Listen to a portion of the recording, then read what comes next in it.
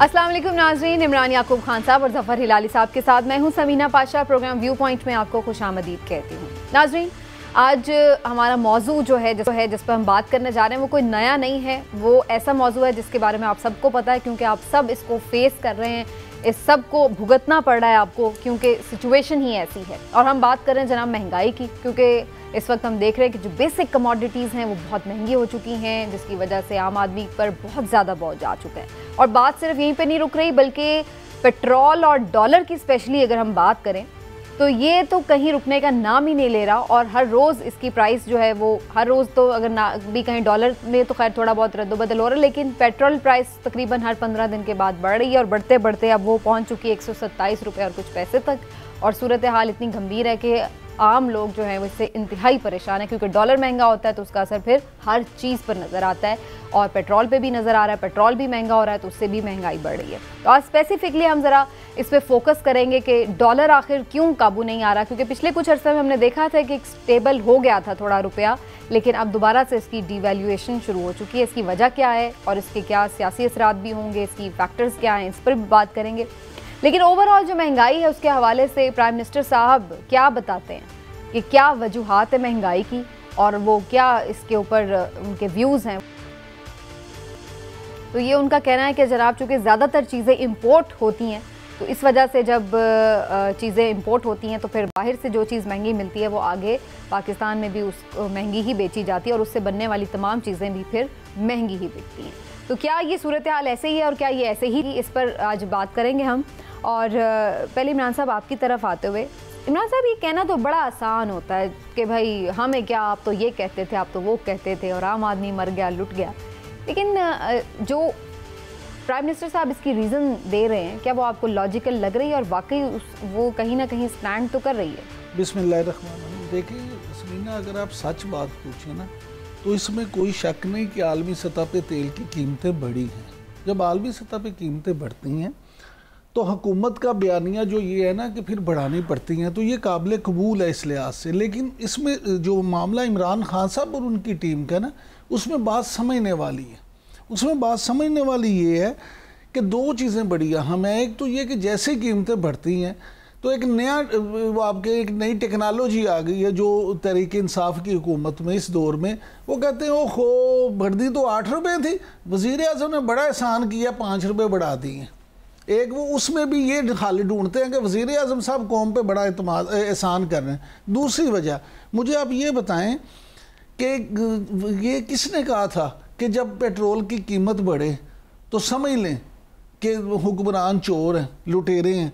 आप ये देखें साबिक़ हुक्मरानों को जब खुद आप डिक्लेयर करते थे कि जब आपने पेट्रोल की कीमतें बढ़ाई हैं तो वो चोर हैं, तो वही आपकी की हुई बातें आज आपके सामने आ रही हैं। ये तनकीद जो है इसके बीज तहरीक इंसाफ ने, वज़ीर आज़म इमरान खान साहब ने खुद बोए हैं, लिहाजा जो वो कल करते थे आज उनके सामने आ रहा है। ठीक है। दूसरी बात, अच्छा मैं थोड़ा सा यहाँ पर इंट्रोड्यूस करवा दूँ कि इस वक्त मुज़म्मिल असलम साहब भी हमें ज्वाइन कर चुके हैं, जो कि इकॉनमी के एक्सपर्ट हैं, और उनसे हम ज़रूर जानेंगे कि किस तरह से ये प्राइस बढ़ रही है, क्या उसकी वजूहात हैं। लेकिन इमरान साहब, मैं उन्हें वेलकम, मुज़म्मिल साहब आपको मैं खुशामदीद कहती हूँ, आप हमारे साथ मौजूद रहे। इमरान साहब का आर्गूमेंट बड़ा सॉलिड है, मैं आपकी तरफ लेके आऊँगी इसका जवाब लेने के लिए। जी इमरान। अच्छा, दूसरी बात ये है कि बहुत बड़ा लॉजिक ये पेश किया जाता है कि देखें दूसरे मुल्कों में और ख़ास तौर पे खित्ते के मुल्कों में कीमतें अभी भी पेट्रोल की ज़्यादा हैं और पाकिस्तान में कम है। आपकी बात बिल्कुल ठीक है, मुज़म्मिल साहब आ गए हैं, मैं तो खुद इनका बड़ा फ़ैन हूँ, अभी उसकी तशरीह भी करेंगे। लेकिन बाकी मुल्कों के साथ अब जब कीमतों का मुआजना करते हैं तो मुझे ये बताएं कि आपने बाकी मामलात का भी मुआजना किया है? अवाम की कुव्वत ख़रीद उन मुल्कों में कितनी है? महंगाई की शरह और फ़ी का आमदनी उन मुल्कों में कितनी है? ताज़ा तरीन अदादोशुमार के मुताबिक पाकिस्तान में महंगाई की शरह है जी 9%, जबकि उसके मुकाबले में भारत में ये शरह 4.79%, बांग्लादेश में 5.5%, श्रीलंका में 5.7% और नेपाल में 4.35%। फिर आप इसी तरह देखें फ़ीकस आमदनी का अगर आप मुआवजा करें, बांग्लादेश में क्या है, बांग्लादेश की फ़ीकस आमदनी है $2,227, इंडिया की क्या है $1947 और आपकी कितनी है पाकिस्तान में $1542। तो जब आप दूसरे मुल्कों से खित्ते के अपना मुआवजा करते हैं तो खुदा के बंदो ये भी बता दें कि वहाँ पे हालात क्या हैं। ठीक है, नहीं वो इसका जवाब वो ये देंगे कि वहाँ पे जरदारी और नवाज शरीफ ने पहले गवर्नमेंट नहीं की हुई है, इसलिए वहाँ पे फीकस आमदनी ज़्यादा है। लेकिन तो आपकी इतला के लिए अर्ज है कि नवाज शरीफ के दौर में फीकस आमदनी पाकिस्तान में $1600 फीकस थी, अब जो कम हो के 1542। तो कोरोना भी तो नहीं था ना उनके दौर में। मेरी गुजारिश सुनो ना, अब आप तोजीहात उसकी जो मर्जी पेश करती रहे। मामला तो ये है कि जब आप एप्पल टू एप्पल मुआवजा करेंगी तो उसमें तो फिर इसी तरह से बात आएगी। अच्छा, अब इसमें एक और चीज़ शामिल कर लेते हैं, बेरोजगारी की बात अगर हम करें ना, जो तो Pakistan institute of development economics ने अभी पिछले दिनों जो सलीम मांडवी वाला हैं हमारे सेनेट की कायमा कमेटी के चेयरमैन, उनके सरबराही में जो इजलास हुआ उसमें ब्रीफिंग देते हुए उन्होंने कहा कि पाकिस्तान में 24% पढ़े लिखे अफराद बेरोजगार हैं। अच्छा, मैं जरा आज ना पेट्रोल और डॉलर पे फोकस करना चाह रही हूँ। बेरोजगारी, करंट डेफिसिट, ये हम सब साइड पे रखते हैं। आज जरा डॉलर और पेट्रोल पे बात करते हैं। मुजम्मिल साहब हमारे साथ मौजूद हैं फिर से। मुजम्मिल साहब, आप मुझे सुन पा रहे हैं? जी सुन पा रहा हूँ, बिल्कुल सुन पा रहा हूँ। अच्छा जी, मुजम्मिल साहब, पहले तो फ्यूल का ये हंगामा एक मचा हुआ है, जरा इसको ही सुलझा दीजिए। ये गुत्थी कहते हैं कि जी प्राइम मिनिस्टर साहब उस वक्त कुछ कहते थे, अब क्यों बढ़ा रहे हैं, फिर ये क्यों इतना रेट बढ़ाना पड़ रहा है? देखिए, आपने मुझे एज अ पॉलिटिशियन लिया तो मैं फिर पॉलिटिकली जवाब दूं, या अगर आपने एज अ माशी तज़ियाकार लिया तो माशी तज़ियाकार। चले माशी तौर पे पहले समझा दीजिए। हमने तो सर आपको माहिर मुआशी उमूर के तौर पे लिया, हम वही जानना चाहते हैं। अच्छा ठीक है। अच्छा, मैं ना आप बैक से शुरू करूंगा, तेल की कीमतों पे खत्म करूंगा। आप इस चीज के लिए आमादा है? जी तो बस थोड़ा सा फास्ट फॉरवर्ड। अच्छा जी, देखें जी, जो है भाई ने बताया कि पर कैपिटा इनकम जो है पाकिस्तान की भारत से भी कम है, बिल्कुल नो डाउट। अगर हम ऑफिशियल डाटा को देखें बांग्लादेश से भी कम है। अच्छा, पर कैपिटा इनकम कम है। मैंने कल रात को एक डाटा पे काम किया और 2 बजे तक ना ट्वीट्स करता रहा। अब ये कि पाकिस्तानी जो है ना औसतन साल का 15 किलो गोश्त खाते हैं, बांग्लादेशी 4.4 kg गोश्त खाते हैं। और मैंने इंडिया को इससे एक्सक्लूड किया क्योंकि इंडिया में मजहबी तौर पे कुछ गोश्त की पाबंदी है, वो 5 kg गोश्त खाते हैं। फिर मैंने उसके बाद निकाला गाड़ियाँ पर 1000 आदमी, गाड़ियाँ किस मुल्क में कितनी है, इन तीनों मुल्कों में। पाकिस्तान सब पर है 55 गाड़ियाँ पर 1000 लोगों के। फिर उसके बाद इंडिया 42 और बांग्लादेश 5। बांग्लादेश में गाड़ी बनाने का एक भी कारखाना नहीं है। वहाँ पे जिस तरह हमारे यहाँ पे माशाल्लाह 10-12 है ना, वहाँ पे एक भी नहीं, और हमारे पास 19 से कारखाने हैं। तो ये जो फीकस आमदनी वाली जो बात है ना, पर कैपिटा इनकम, ये जो है ये नंबर से 2 बातें पता लगती है। एक तो ये कि हम खाते कम है लगाते कम है, वाली जो खाता है तो वो ठीक है ना, यानी कि हम बचाते कम है खाते ज्यादा है, ठीक है। और दूसरा ये कि जो हमारी जो फीकस आमदनी जो बताई जाती है ना, उसमें बहुत बड़ा गैप है। इस वक्त जो हमारी फीकस आमदनी सबकी नॉलेज के लिए 2005-2000 के बेस के हिसाब से है, 2005-2006 का, 2021 का। तो ये जिस दिन 2015-16 पे अब रीबेस होगा तो उस दिन असल पता लगेगा कि हमारी आमदनी क्या है। तो हो सकता है कि बहुत सारे लोगों के लिए सरप्राइज हो कि हम इंडिया और बांग्लादेश से ऊपर हों, क्योंकि जो हम इंसान की जेब में पैसे होते हैं ना, वो गोश्त खाता है, गाड़ी लेता है। बिजली की पैदावार में भी, फीकस बिजली के इस्तेमाल में भी बांग्लादेश हमसे पीछे है और इंडिया हमसे आगे, क्योंकि उनकी बरामदात, हालांकि बांग्लादेश की भी बरामदात हमसे ज़्यादा है। ये तो हो गई पहली बात। फिर आप आ जाए दूसरी बात पे कि जो थोड़ा सा सियासत को भी साथ शामिल कर लेते हैं। 1 रुपये वाली बात जो है ना, बहुत सही बात है। अभी जो कल हमारी पेट्रोल की कीमत है ना, वो 1 रुपये 23 पैसे पे ख़त्म हुई है। छोड़ दें 1 मिनट के लिए इंडिया में कितने की है, अभी मैंने क्योंकि आपको फीकस आमदनी का हिसाब बता दिया ना, ठीक है। छोड़ दें आप इंडिया में कितनी की है, पाकिस्तान में कितने की। मैं सिर्फ आपको एक मवाजना देता हूँ कि 2018 में सागदार साहब गए थे तो वो 17% सेल्स टैक्स लेते थे, जो रुपयों में बनता था 14 रुपये, ठीक है जी। और वो जो है भी 10 रुपये लीटर लेते थे। और कल के दिन जब पेट्रोल की कीमत 123 रुपये 30 पैसे हुई तो उसमें हुकूमत ने 5 रुपये 62 पैसे पेट्रोलियम लेवी लिया और 6.8% सेल्स टैक्स लिया, जो रुपयों में भी 8 रुपये 15 पैसे बनता है। हालांकि डॉलर आपको पता है कहाँ चला गया। अगर वो इसहाक डार साहब के फॉर्मूले के हिसाब से लेते तो कल की पेट्रोल की कीमत होती पाकिस्तान में 170 रुपए, यानी कि 170 रुपए और 123 रुपए में जो है तकरीबन 47 रुपए का फर्क है। तो ये 47 रुपए जो है बहुत बड़ा फर्क है।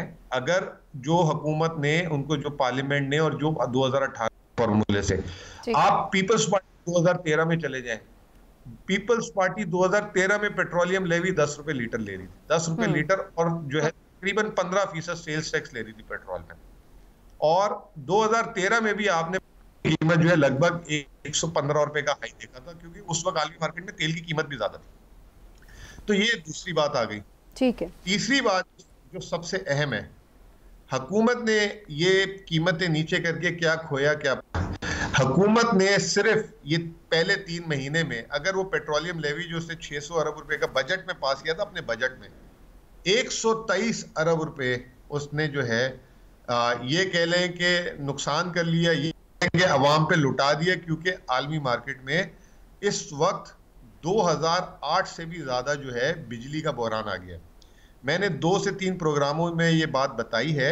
सिर्फ इंडिया की अभी आप बात करें ना, इंडिया की एनडीटी की अभी वीडियो चल रही है, अगर मैं शेयर कर सकता आप लोग थोड़ी देर चला देते।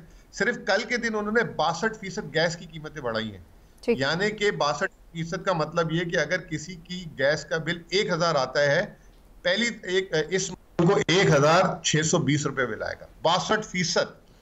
और पाकिस्तान में 3-4% बढ़ी है। 180% गैस की कीमतें पिछले 1 साल में पूरी दुनिया में बढ़ी, और पाकिस्तान में गैस की कीमत तो बढ़ाई ही नहीं है, ठीक है ना? ठीक है, मैं तो ये कहता हूं कि यानी आपका ये पॉइंट है, आर्ग्यूमेंट ये है कि पाकिस्तान में फिर भी जो आलमी मार्केट है उसके हवाले से पाकिस्तान में सूरत हाल बेहतर रही है, और प्राइम मिनिस्टर साहब ने कोशिश की है कि आवाम पे कम बोझ मुंतकिल हो। आप साथ रहिएगा मुजम्मिल साहब। मैं ज़रा हिलाली साहब से भी इस पे एक उनका भी पॉइंट ऑफ व्यू ले लूँ। हिलाली साहब, अब इंटरनेशनल मार्केट तो पाकिस्तान के या प्राइम मिनिस्टर के कंट्रोल में नहीं है, लेकिन जाहिर है कि जो बुरा भला है वो तनकीद जो है वो तो गवर्नमेंट को ही सहनी पड़ रही है जब चीज़ महंगी होती है। आपको क्या लगता है सही तौर पे कम्युनिकेट नहीं कर पाती गवर्नमेंट कि क्या उनका इस पे मजबूरी क्या है, और लोग फिर उन्हें बुरा भला कहते रहते हैं? कोई मजबूरी नहीं है और बिल्कुल सही कम्युनिकेट कर रहे हैं। और अब आप देखें इन्होंने क्या स्टेप्स लिया है। पहला स्टेप इन्होंने ये लिया है कि आटा को 1150 रखा है, शुगर को 90 रुपया रखा है, एडिबल ऑयल को 50 रुपया रिलीफ दिया है, और गरीबों के लिए, खास गरीबों के लिए इससे भी ज्यादा रिलीफ आएगा। तो कुछ कर रहे हैं ना। दूसरी बात यह है, अब ये जो है जो आराम से कुछ स्टेप्स ले लें और इसी प्राइस पे स्टेबल हो जाएगा। रैशनिंग करें, क्या यार, क्या चीज क्यों डरते क्यों है रैशनिंग पे? आईडी कार्ड्स इश्यू हुए हैं, सबके पास हैं ज्यादातर, और पर पर्सन कर दें कुछ। प्राइस कमिटीज मार्केट्स के लिए भी रखें ना। कंट्रोल्स आपने बड़ा अच्छा किया है, रिजर्व्स खरीद लिए हैं, और सप्लाई चेन का कंट्रोल आपके पास है, रिजर्व्स आप बिल्डअप कर रहे हैं, अब उनको इस्तेमाल करें ठीक तरीके से। और अगर मनी सप्लाई का भी आपने कुछ कंट्रोल करने की कोशिश की है, 0.25% आपने इंटरेस्ट रेट बढ़ा दिया है। और एक चीज मैं रेकमेंड करूंगा कि ये यूटिलिटी स्टोर सिर्फ नहीं, रजिस्टर्ड शॉप्स में भी आप वही कीमत पे ऑफर करें पब्लिक को, इसलिए कि रजिस्टर्ड शॉप्स में यूटिलिटी स्टोर्स कम है और रजिस्टर्ड शॉप्स में ज्यादा लोगों को सहूलत होगा। और मैं 2-3 चीजें और बता दूं आपको जो हो रहा है। आपको पता है कि हमारा हम कोशिश कर रहे हैं कि अफगानिस्तान को डॉलर मिले। हम बड़ा स्मगलिंग हो रहा है डॉलर में, और ये डॉलर जा रहा है इसलिए कि अफगानिस्तान में ज्यादा पाक रुपीस मिल रहे हैं डॉलर को निस्बतन पाकिस्तान में। मगर ये मेरे ख्याल में, माफ करिए, कि ये जानबूझ का हो रहा है। अच्छा, मलेशिया, कतर, पाकिस्तान, तुर्की, या मैं समझता हूं हम सब्सिडाइज कर रहे हैं अफगानिस्तान का खाना, फूड इंपोर्ट्स कुछ हद तक। ये सब चीजें हैं, और कुछ शायद सब निकल नहीं आए बाहर, अच्छा, लेकिन आपने जिन चीजों की तरफ हिलाल साहब पॉइंट आउट किया है ना कि ये चीजें हो रही हैं या ये, इसका ऐसा लगता है कि कहीं ये आती तो हैं सामने तजावीज़ पेपर्स पर, लेकिन ऑन ग्राउंड उस तरह से रियलिटी में हमें नज़र नहीं आती। वैसे तो मेरी कोशिश यही है कि आज पेट्रोल और डॉलर पे ही मैं स्पेसिफिकली बात करूं, लेकिन इमरान साहब ज़रूर थोड़ा सा इस पर मैं चाहूँगी कि आप कमेंट कर दें कि ये स्कीम्स, ये यूटिलिटी स्टोर्स पे चीज़ों का सस्ता होना, और अब ये जिस तरह से दोबारा से एक सब्सिडी की बात की जा रही है कि फूड सब्सिडी स्पेशली दी जाए, लेकिन ये चीज़ें ऐसी लगता है कि किसी को पता नहीं मिल ही नहीं रही हैं और उनकी क्वालिटी वैसी नहीं, उसमें अलग इतने गंभीर मसाइल सामने आ जाते हैं। बात यह है कि ऐलान करना सबसे आसान होता है, असल चीज़ है कि आप उसकी अवेलेबिलिटी किस तरह से बनाती हैं। हिलाली साहब ने अभी फरमाया कि आटे की कीमत इन्होंने 1065 रुपये कर दी है, चीनी 90 रुपये में मिलेगी, इसी तरह मुख्तलिफ चीज़ें। हिलाली साहब प्लीज़ आप अपने ड्राइवर से या अपने कुक से या किसी गनमैन से ये ज़रूर कहिएगा कि वो आपको बाज़ार में से ये चीज़ ला के दिखा दे। ज़रूर इस रेट पे लिखा होगा लेकिन उसको मार्केट में अवेलेबल नहीं होगी। दूसरी बात जो आपने एक अच्छी तजवीज़ दी थी कि सिर्फ यूटिलिटी स्टोर्स तक ना रखा जाए बल्कि दूसरे सुपर स्टोर्स और दूसरी जो रजिस्टर्ड शॉप है उसमें किया जाए। अब लाहौर की मैं आपको मिसाल देना चाहूँगा, यहाँ लाहौर में इन्होंने हर जनरल स्टोर में और हर सुपर स्टोर में एक काउंटर बनवा रखा है डीसी काउंटर के नाम से। वहाँ पे उन्होंने जो डिप्टी कमिश्नर्स के रेट्स हैं वो कहते हैं जी यहाँ पे उन रेट्स पे चीज़ें मिलें, लेकिन आप किसी भी स्टोर में चले जाएं आपको ज़मीन आसमान का फ़र्क नज़र आएगा।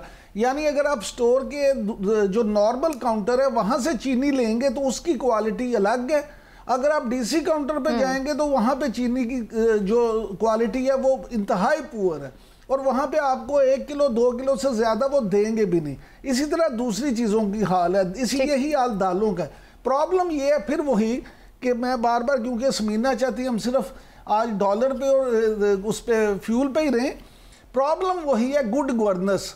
अगर गुड गवर्नेंस ही सिर्फ कायम हो जाए तो ये बहुत सारी चीज़ें बेहतर हो जाएं, इमरान खान साहब से लोगों के गिले कम हो जाएं, लेकिन शायद वो गवर्नेंस जो है वो कहीं मिसिंग है। ठीक है हिलाली साहब, मैं आपकी तरफ आती हूँ, लेकिन इसमें मैं थोड़ा सा पहले आपको सुनवा दूं। आपने डॉलर का भी जिक्र किया और ये भी कहा कि डॉलर जो है वो स्मगल भी हो रहा है, लेकिन डॉलर बहरहाल हम देख रहे हैं कि उसका जो स्टेबिलिटी है पाकिस्तानी रुपया की वो अब हमें नजर नहीं आ रही।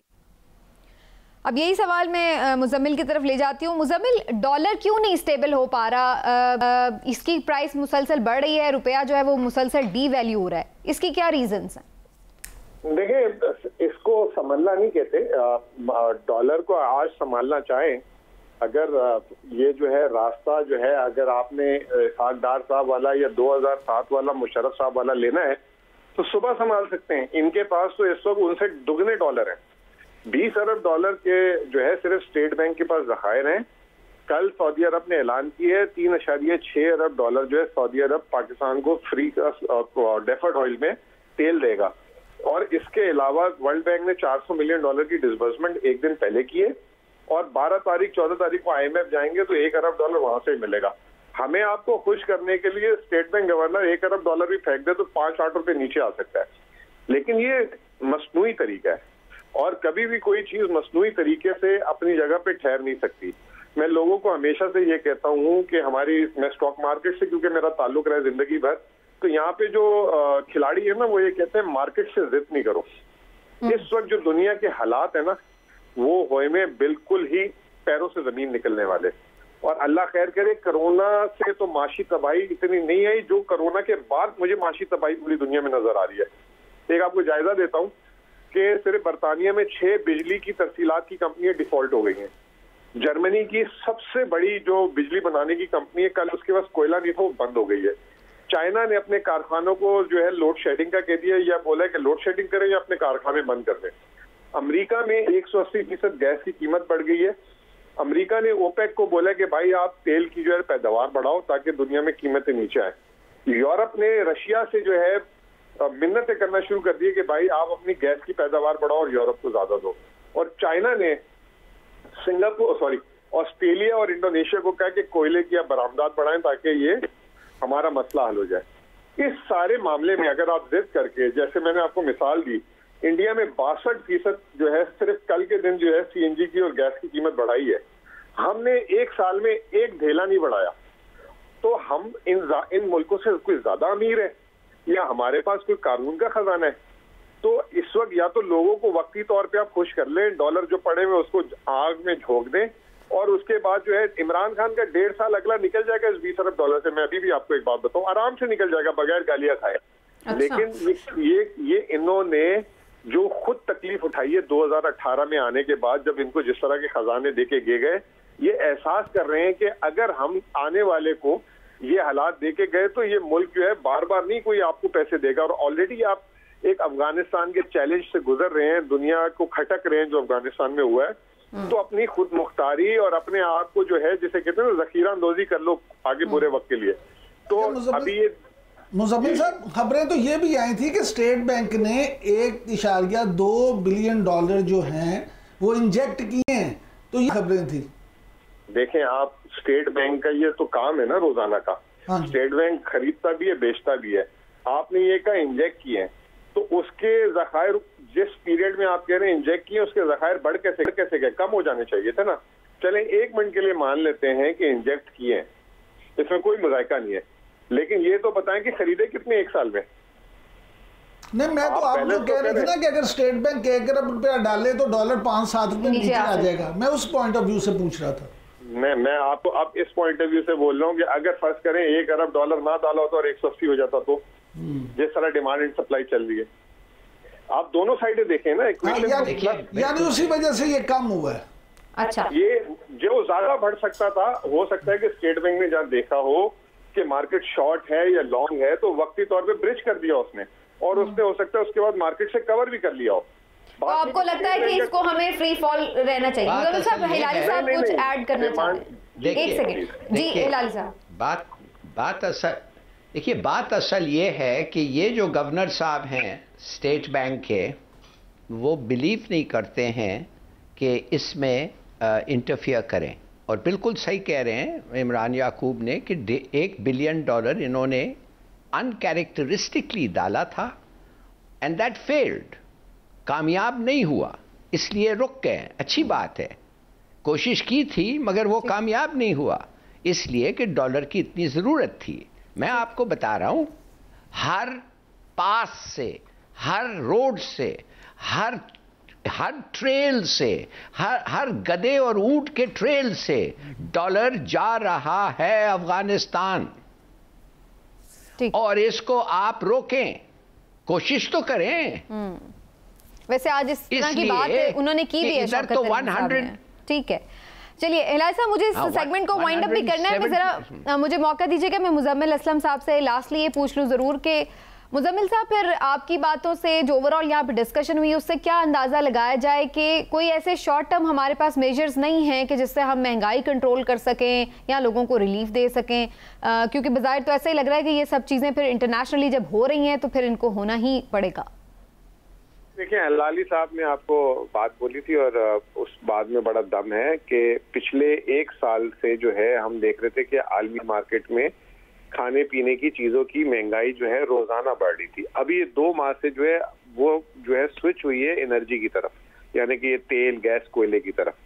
अच्छा, अच्छी चीज ये है कि पिछले 1 साल में पाकिस्तान की क्योंकि रेट अच्छे हो गए तो अब एग्रीकल्चर भी बेहतर होना शुरू हो गई है। आपको मैं मिसाल दूं कि अभी जो है 4 फसलें इस अगले 1 से 2 माह में उतर रही हैं पाकिस्तान की, चावल, गन्ना, कपास और मकई।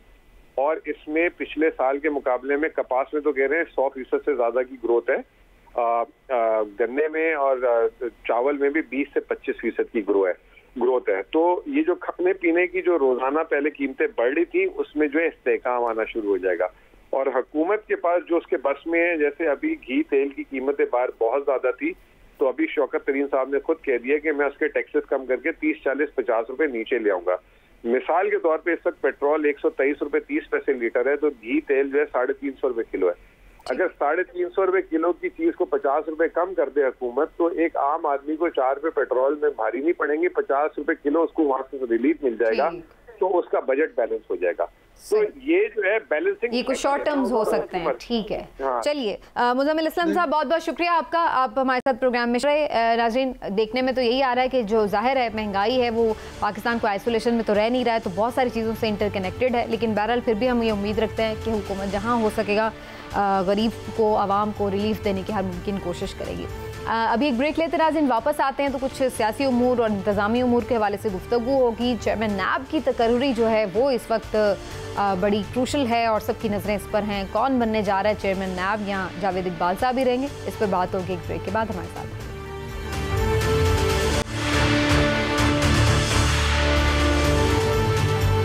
वेलकम बैक नाजरीन। नए चेयरमैन नैब की तकर्री होना है क्योंकि मौजूदा जो चेयरमैन नैब हैं उनकी टर्म के कुछ ही दिन बाकी रह गए हैं। इस हवाले से एक डेडलॉक था क्योंकि प्राइम मिनिस्टर साहब इस बात पर तैयार नहीं थे कि अपोजिशन लीडर शहबाज शरीफ से मुशावरत करें, जो कि आईनी तरीक़ाकार है, बल्कि कानूनी तौर पर जो मुजवज़ा तरीक़ाकार है। लेकिन अब सूरत हाल ये है कि पहले ये खबर सुनी कि एक इजलास में इस पर उन्होंने नीम रजामंदी जाहिर की है कि जनाब उनसे बात की जा सकती है, और इसके साथ साथ दूसरी तरफ की खबरें भी आ रही हैं कि नहीं बात करेंगे। तो बहरहाल इस पर एक ओपन डिबेट ज़रूर हुई है PTI में, जिसमें तमाम वज़रा ने और जो हम ख्याल लोग हैं उन्होंने मुख्तलिफ तौर पर अपनी आरा का इजहार किया है, लेकिन उसका हतमी नतीजा क्या निकलेगा इसके ऊपर बात करना बड़ा ज़रूरी है। और इस पहले मैं आपको ये सुनवा देती हूँ कि शेख रशीद अहमद साहब दाखिला इस हवाले से क्या कह रहे हैं। वो तो कह रहे हैं कि ये तो बिल्कुल इस वीक में फाइनल हो सकता है नाम। क्या उन्होंने कहा, सुन लीजिए। इसी हफ्ते नैब के चेयरमैन का भी फैसला हो जाएगा। क्या वाकई इसका कोई इम्कान मौजूद है? क्योंकि जो सूरत हाल है वो तो ऐसी दिख नहीं रही है। इमरान साहब, आपको दिख रही है? देखिए, दो चीज़ें हैं। एक तो इस हवाले से ये बहस हो रही है कि क्या हुकूमत रजामंद हो जाएगी, वज़ीर आज़म इमरान खान साहब शहबाज शरीफ साहब से बात करने पे रजामंद हो जाएंगे। तो एक खबर आई थी कि उन्होंने नीम रजामंदी जाहिर कर दी है। दूसरा यह कि नहीं, वो मैं ना मानू वाली ज़िद पे अड़े हुए हैं और वो कहते हैं कि मैं नहीं इस पर बात करूँगा। मुझे दूसरा पहलू ये है कि हुकूमत ये चाहती है कि मौजूदा चेयरमैन जो हैं उनको ही तोसी दे दी जाए, या कम से कम उस वक्त तक तोसी दे दी जाए जब तक नए चेयरमैन का तकर्रुर नहीं होता। अब मुझे ये समझ नहीं आती कि हुकूमत को क्यों ये शौक़ है कि वो हर चीज़ को मिसमैनेज करके मुतनाज़ बनाने पर तुली हुई है। भाई, जब आइन और कानून के मुताबिक ये है, आपको ये पता है कि पहले ये बाबर अवान साहब जो आज भी वज़ीर आज़म साहब के इंतहाई करीबी साथी हैं, वो पीपल्स पार्टी के दौर में भी आपको याद है बड़े एक्टिव थे और वज़ीर थे। उस वक्त वो जब वज़ीर थे तो पीपल्स पार्टी ने क्या किया था? पीपल्स पार्टी ने ये किया कि अपोजिशन लीडर के मशवरे के बगैर जस्टिस दिदार हुसैन शाह को उन्होंने चेयरमैन नैब लगा दिया, लेकिन जिसके खिलाफ चौधरी निसार अली खान चले गए सुप्रीम कोर्ट में। सुप्रीम कोर्ट ने उनसे कहा कि नहीं जनाब, ये मुशावरत के बगैर नहीं है, लिहाजा आप इस ओहदे से अलग हो जाएं, ओहदा छोड़ दें। और आप हुकूमत को कहा कि आप मुशावरत करें। बाबर अवान साहब ने फिर ये मौक़िफ़ लिया कि जनाब मुशावरत करने का मामला जो है ना, वो ये नहीं है कि आप उनकी बात मानें। और उन्होंने उसके बाद आपको याद होगा कि दोबारा उनको मुकर्रर कर दिया। एक और जो थे वो नेवी, हाँ, जब उनको किया तो उसके बाद फसी बुखारी, हाँ जी, जब फसी बुखारी साहब को किया तो उसके बाद दोबारा चौधरी निसार अली खान ने चैलेंज कर दिया। यानी पीपल्स पार्टी की हुकूमत को 2 दफा इस बात पे सुबकी हुई। बाबर अवान साहब वो बात फिर वजीर आज़म को याद नहीं करवाते। भाई, आप उनके साथी हैं, आप उन्हें बताएं कि जनाब ये पहले हो चुका है, आप इस पर मुशावरत कर लें, तो ये मामला आसानी से हल हो सकता है। अच्छा। एक सिर्फ ये अना का जो मसला बना हुआ है, मैं समझता हूँ सिर्फ इस वजह से ये मामला लिंगर ऑन हो रहा है। लेकिन राना सनाउल्लाह साहब ने भी आज बड़ी दिलचस्प बात की है। लाली साहब, वो कहते हैं कि आप TTP से तो बात करने के लिए तैयार हैं, लेकिन ऑपोजिशन लीडर से बात करना आपके लिए इतना भारी है कि आप एक कानूनी काम करने के लिए भी उनसे मुशावरत तक नहीं करना चाह रहे। मैं बल्कि सुनवा भी देती हूँ, जरा सुन लीजिए, फिर आप कमेंट कीजिएगा इसके ऊपर। अपोजिशन से हाथ नहीं मिला सकता, लेकिन मौलवी फकीरुल्लाह के साथ हाथ मिलाने को तैयार है। ये उनसे तो डायलॉग करना चाहता है, लेकिन अपोजिशन से डायलॉग नहीं करना चाहता, अपोजिशन के खिलाफ मुकदमे बनाना चाहता। जी लाली साहब, देखिए, इस सवाल का जवाब मैं ज़रूर दूंगा आपको, मगर उससे पहले इसलिए कि वो ऑडियो कट हो गया था जो हमारा प्रीवियस डिस्कशन था, मैं सिर्फ जल्दी से ये बता दूं कि कोई फैक्ट्स और परचेसिंग पावर की आप बात कर नहीं सकते पाकिस्तान में जब तक आप 70% ब्लैक इकोनॉमी की भी बात ना करें। 70% अनडॉक्यूमेंटेड इकोनॉमी जो है, उधर से गाड़ियां आती हैं, उधर से पार्टीज होते हैं, उधर से कोई टैक्स नहीं देता। तो आप याद रखें कि जब कहते हैं कि हमारे लोग क्या अफोर्ड कर सकते हैं, क्या नहीं कर सकते हैं, कि सिर्फ 30 या 40% इकोनॉमी डॉक्यूमेंटेड है, तो ये फैक्टर हमने मेरे वो तो अभी मुज़म्मिल असलम साहब भी कह रहे थे ना कि पर कैपिटा इनकम जो है वो उसको भी क्वेश्चनेबल है। एनीवेज आप इस टॉपिक पे आ जाइए। जी लाली साहब। अच्छा, एक आपने मुझे पूछा था कि ये देखिए इमरान खान तो बड़ा सीधी बात कर रहा है ना। आई डोंट अंडरस्टैंड इन लोगों को। ये देखिए चोर जब होता है तो चोर समझता नहीं है कि कुछ लोग ऐसे हैं जो चोर से बात नहीं करना चाहते।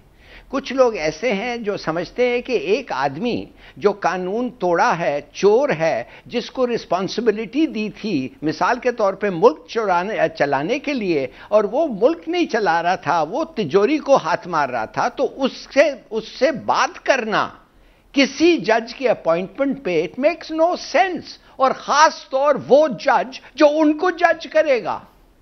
It's a matter of principle. ये कोई ये बात नहीं है कि मौलाना फकीर से और इससे। सीधी बात यह है कि चोर से आप जाके कभी पूछते नहीं है कि हम ये जज को अपॉइंट करना चाहते हैं और तुम्हारा जो एलिगेशन ऑफ चोरी है यही जज देखेगा। क्या तुम समझते हो, तुम राजी हो? We don't want that. कोई नहीं चाहता, किसी दुनिया में ये होता ही नहीं है, फैमिली में नहीं होता है। तो मुझे समझ नहीं आ रही है कि ये तो फिर कानून बदलना पड़ेगा। बात होगा क्या फिर कानून बदले? क्यों नहीं जाता है हिलाली साहब, आपको क्या लग रहा है कानून बदलना पड़ेगा? क्योंकि कानून के मुताबिक कानून में किसी ने सोचा था, 1 मिनट के लिए कानून में किसी ने सोचा था कि एक चोर आएगा जिससे आपको कंसल्ट करना पड़ेगा? माने कि आप हर कानून बनाएंगे और कहेंगे कि ये एक चोर आने वाला है, इसके लिए भी एक प्रोविजन होना चाहिए। For God sake. अच्छा, बात ये है कि तो फिर यही कह रहे हैं ना आप, यानी कानून में ये अमेंडमेंट करनी मुझे एक चीज नहीं समझ आ रही है, माफ करिए, मुझे एक चीज नहीं समझ आ रही है कि बड़ा सीधा है। मैं नहीं समझता हूं कि इसको एक्सटेंशन देना चाहिए। क्यों? कि वो पार्लियामेंट ने कॉन्स्टिट्यूशन में, या पार्लियामेंट में, constitution has nothing to do with it, parliament ने लेजिस्लेशन में ये नहीं कहा था कि उसको एक्सटेंशन मिल सकता है, मत दें, मगर एक कमेटी बनाए जिसमें 6 ऑपोजिशन के हो, 6 हो गवर्नमेंट के, और उन 6 से फैसला ले लें। I think they will make a better decision. अच्छा, 3-4 नाम दे और फैसला ले ले, फिर उनका कंसेंट। कानून की अमेंडमेंट की ही बात हुई ना, तजवीज भी हिलाली साहब जी तो करें ना, कानून की अमेंडमेंट मेजॉरिटी कर सकती है। बिल्कुल, असल बात ये हिलाली साहब बार बार जो चोर चोर चोर की रट लगा रहे हैं ना, मैं कहता हूँ बिल्कुल ठीक है, वो चोर, अगर वो चोर है तो साबित कर दें। आप साबित तो होता रहेगा ना, अभी तो जब तक साबित नहीं हुकूमत कर पा रही उस वक्त तक तो उन्हें बतौर अपोजिशन देखे। वो 2 चीजें हैं, एक है मियां शहबाज शरीफ की जात और दूसरा है अपोजिशन लीडर का ओहदा। ये 2 अलग अलग चीजें हैं। आपको मियां शहबाज शरीफ की जात से 1001 इख्तिलाफ हो सकता है, हो सकता है वो चोर हो सकता है वो डाकू हो, लेकिन उनसे बतौर ऑपोजिशन लीडर बात कर लें। सुन लें, अगर वो चोर या डाकू है तो आप साबित करें। अगर आप 3 साल में उनको साबित नहीं कर सके चोर या डाकू, तो फिर मैं समझता हूं कि आपकी भी नाअहली है, आपकी भी नाकामी है। बिल्कुल नहीं, हाँ जी, नहीं आपकी अच्छा, नहीं है। सॉरी याकूब साहब, आपने बिल्कुल सही बात की। नहीं I want to support him. बिल्कुल, मैं कहता हूं 4 साल के बाद भी आप साबित नहीं करेंगे। आप इसलिए नहीं साबित करेंगे कि उन्होंने किया नहीं, आप इसलिए नहीं साबित करेंगे कि उनका फॉल्ट नहीं है, आप इसलिए नहीं साबित कर सकते हैं कि इसलिए कि आप जिन लोगों को कहा है कि क्राइम को इन्वेस्टिगेट करो, पुलिस वालों को, उनको व्हाइट कॉलर क्राइम के बारे में कुछ आता ही नहीं है। आप समझते हैं 4 साल वही सिस्टम के फ्लॉज हो गए जिस पे हम बहुत दफा बात कर चुके हैं। पकड़े गए। लेकिन इमरान साहब, इसमें एक चीज फिर मुझे ये समझ नहीं आ रही कि जब चेयरमैन नैब कुछ कर नहीं सके जो इमरान खान साहब चाहते थे, तो फिर उनको ये रखना ही क्यों चाहते हैं, रिटेन क्यों करना? असल बात तो ये है। और दूसरी बात, दिलचस्प बात आपको बता दूं, अभी जो मैंने आपको वाकया सुनाया था ना चौधरी निसार अली खान साहब वाला, वो जिस बेंच ने ये फैसला किया था ना कि ये तकर्री गलत है, अपोजिशन लीडर के मशवरे के बगैर। उसके सरबराह जनाब जस्टिस जावेद इकबाल साहब थे, उस बेंच के सरबराह ये खुद थे, उस वक्त इन्होंने ये फैसला सुनाया था। मामला ये है कि यहाँ पे ये मैं फिर अर्ज करूँ, अपोजिशन लीडर के तौर पे मियां शहबाज शरीफ साहब को भी ये चाहिए कि वो अपोजिशन के दूसरे जो पार्लिमानी जितनी भी जमातें हैं उनके सरबराहों से बात करें और उनसे सरबराहों से बात करके एक किसी बंदे पे इत्तेफाक कर दें और उसका नाम फ्लोट कर दें हुकूमत को कि जनाब ये हमने अपोजिशन में बैकडोर चली रहा हो, तभी शेख साहब ने कहा है कि हमने मिल के ये बंदा नॉमिनेट किया है, लेकिन उसमें इमरान खान साहब को भी अपनी अना से निकलना पड़ेगा, उन्हें भी कोई ये भी कोई अपना आगे कर दें, दो चार लोग और आपस में कोई मामला तय कर लें। बिल्कुल ऐसे ही है। ठीक है, चले जी देखते हैं आने वाले दिनों में इस पे क्या फैसला होता है। अभी एक ब्रेक लेते हैं नाज़रीन, ब्रेक से वापस आएंगे तो आज एक उस बात करेंगे जो पाकिस्तान को हुआ है। एक बहुत बड़ा फनकार, लेजेंडरी फनकार उमर शरीफ साहब इस दुनिया से चले गए हैं और खालिक हकीकी से जा मिले, उनके हवाले से थोड़ी सी गुफ्तगू होगी। एक ब्रेक के बाद हमारे साथ रहिए।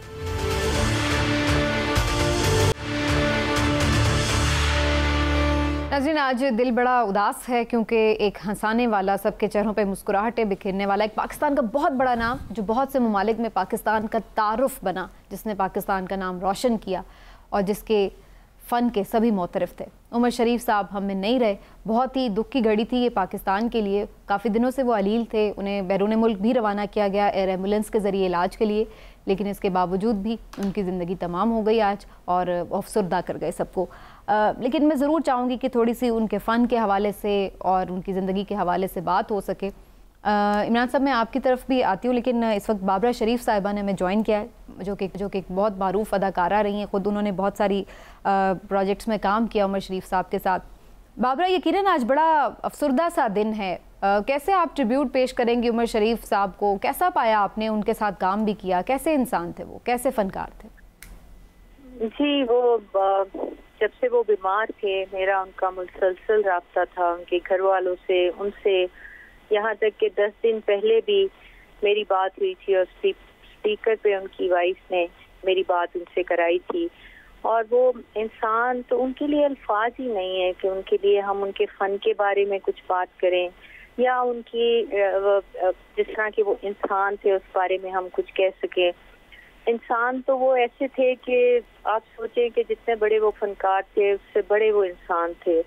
उन्होंने इतने ज़्यादा लोगों को, आर्टिस्टों को वो लेकर आए घरों से निकाल के और उन्होंने आर्टिस्ट बनाए। उनके प्रोग्राम्स में आप देख सकते हैं कि जो भी आर्टिस्ट आते हैं हमेशा यही कहते हैं कि ये लेकर आए हैं। और वो जब तक थी वो काम कर रहे थे, जब तक वो बीमार नहीं हुए थे तो वो यही करते थे और लोगों की हेल्प करते थे, लोगों के काम आते थे। और कभी मैंने उनको गुस्से में नहीं देखा था, कभी उन्होंने किसी को डांट के बात नहीं की थी। वो हमेशा लोगों से, जितने बड़े वो फनकार थे, उन जैसा फनकार तो वाकई नहीं पैदा हो सकता। सही। बाबरा, जब आप उनके साथ काम करती थी तो वहाँ सेट पे कोई ऐसा वाकया, दिलचस्प वाकया जो आपको याद हो? जी, वो बस उनके साथ काम करना बड़ा मुश्किल होता था क्योंकि आपकी जिस तरह से वो काम करते थे स्पॉन्टेनियस से बहुत। उनके वो जो सीन लिखा गया होता था या लिखते, खैर उनके लिए तो नहीं लिखा जाता था, वो तो खुद ही बोलते थे, पर उनके साथ इसलिए बहुत मुश्किल होता था कि हमें क्यों नहीं मिलता था। और वो इतनी हंसी आ जाती थी कि उस वक्त तो, आज तो मटेरियल जो फिल्म का होता है उसका कोई नहीं है, लेकिन उस वक्त बहुत कीमत होती थी। तो हम बहुत डरते थे कि हमसे हंसी तो रोकी नहीं जाएगी और अनएक्सपेक्टेडली कुछ भी सामने से आ जाएगा तो जाहिर उसको रिस्पॉन्ड करना। लेकिन इमरान साहब, उनको हम ट्रिब्यूट तो पेश करते ही हैं, कर ही रहे हैं, लेकिन एक चीज़ आपको कहीं लगता है कि कहीं ना कहीं उन्हें इलाज के लिए बाहर भेजने में कहीं कोई ताख़ीर हो गई? देखिए, असल चीज़ ये है कि बतौर मुसलमान हमारा तो ईमान है कि ज़िंदगी जितनी भी है मौत का एक दिन मुकर्रर है। अब देखें, जाना वो इलाज के लिए अमेरिका चाहते थे, लेकिन पहुंच जब जर्मनी और वहाँ पे उनकी डेथ हुई। लेकिन ये है कि एक इंसान को आस होती है ना कि शायद अगर 3 दिन पहले चले जाते, 4 दिन पहले चले जाते तो उनकी जान बच जाती। लेकिन मैं समझता हूँ कि बतौर मुसलमान हमें इसका यकीन रखना चाहिए कि उनकी मौत ही वहाँ लिखी थी। लेकिन मैं आपसे ये ज़रूर शेयर करना चाहूँगा कि उमर शरीफ साहब सिर्फ 14 साल के थे, उनकी उम्र सिर्फ 14 साल की थी जब वो स्टेज पे पहली दफ़ा एक्टर के तौर पे आए। और ये बड़ा दिलचस्प वाक़या है, वहाँ पे एक गुजराती फनकार थे जिनको अपने किसी अजीज की फोतगी की वजह से ड्रामा छोड़ के जाना पड़ा। तो 2 घंटे पहले सिर्फ प्रोड्यूसर ने इनसे रब्ता किया और इनको कहा ये कागज़ हैं, तुम्हारी 3 एंट्री हैं। उमर शरीफ साहब ने जो पहली एंट्री दी उसमें ही ज्योतिषी का एक किरदार था। इन्होंने ऐसी परफॉर्मेंस दी कि पूरा स्टेज तालियों से गूंज उठा। इन्हें उस पहले स्टेज ड्रामे के बाद ही आप याद समझें कि उस वक्त 5,000 रुपए और एक 70 सीसी मोटरसाइकिल और 1 साल का पेट्रोल प्रोड्यूसर ने इनाम के तौर पे दिया।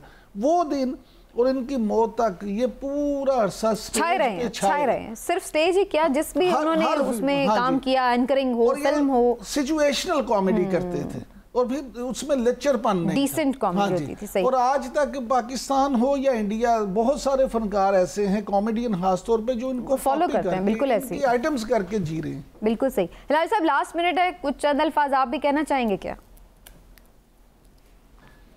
मैं उनके बारे में ज़्यादा नहीं जानता, मगर आज मैंने किसी को पूछा था कि मैंने कहा कि इनका फेवरेट पास टाइम क्या था या क्या चाहते थे।